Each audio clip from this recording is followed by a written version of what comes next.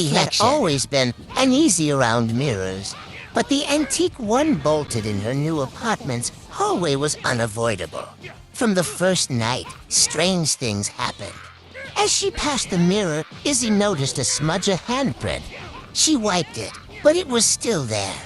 On the other side of the glass, unnerved, she went to bed, blaming it on her imagination.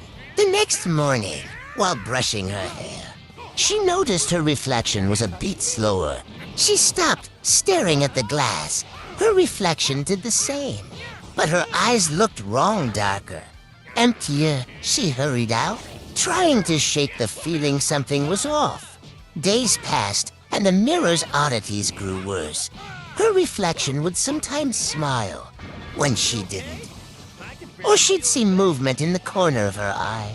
But when she looked, everything was normal one night. Izzy awoke to soft knocking.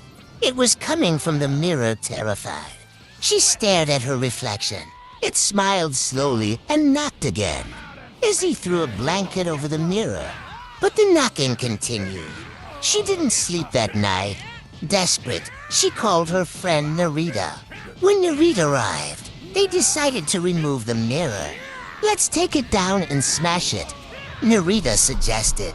As they unbolted the mirror, they discovered there was no back to it, only a window to a dark, empty room. Inside stood a figure. It was Izzy's reflection, but twisted, with sunken eyes and a crooked grin.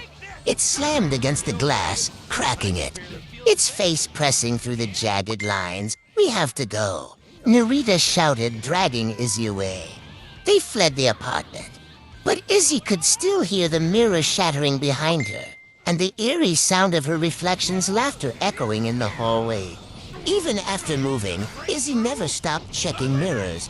She knew that somewhere, somehow, her reflection was still waiting, watching for a way through the reflection.